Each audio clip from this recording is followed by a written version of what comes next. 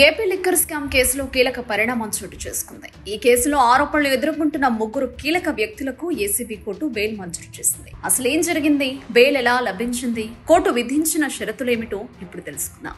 Andhra Pradesh liquor scam కేసులో నిందితులుగా ఉన్న మాజీ ఐఏఎస్ ధనంజయ రెడ్డి, మాజీ సీఎం జగన్, ఓఎస్టీ కృష్ణమోహన్ రెడ్డి, బాలాజీ గోవిందప్పలకు బెయిల్ లభించింది. విజయవాడలోని ఏసీబీ కోర్టు ఈ ముగ్గురికి బెయిల్ మంజూరు చేస్తూ కీలక ఉత్తర్వులు జారీ చేసింది. ఈ కేసులో కీలక నిందితులుగా ఉన్న వీరు గత కొంతకాలంగా రిమాండ్లో ఉన్నారు. ఈ పరిణామం రాష్ట్ర రాజకీయ వర్గాల్లో, ముఖ్యంగా ఈ కేసును నిశితంగా పరిశీలిస్తున్న వారిలో ఆసక్తిని రేకెత్తించింది. అయితే కోర్టు బెయిల్ మంజూరు చేస్తూ కొన్ని కఠినమైన షరతులను కూడా విధించింది. వీరి ముగ్గురికి కోర్టు బెయిల్ మంజూరు చేస్తూ నిందితులు తప్పనిసరిగా పాటించాల్సిన కొన్ని షరతులను స్పష్టంగా పేర్కొంది. అవేంటంటే, ఒక్కొక్కరు ₹1,00,000 చొప్పున 2 షూరిటీలను కోర్టుకు సమర్పించాలి. నిందితులు తమ పాస్పోర్ట్లను కోర్టుకు సమర్పించాలి. ఇది వారు దేశం విడిచి వెళ్లకుండా నిరోధించడానికి ఉద్దేశించిన ఒక ముఖ్యమైన షరతు. దర్యాప్తు సంస్థలు విచారణకు పిలిచినప్పుడు తప్పనిసరిగా హాజరై సహకరించాలి.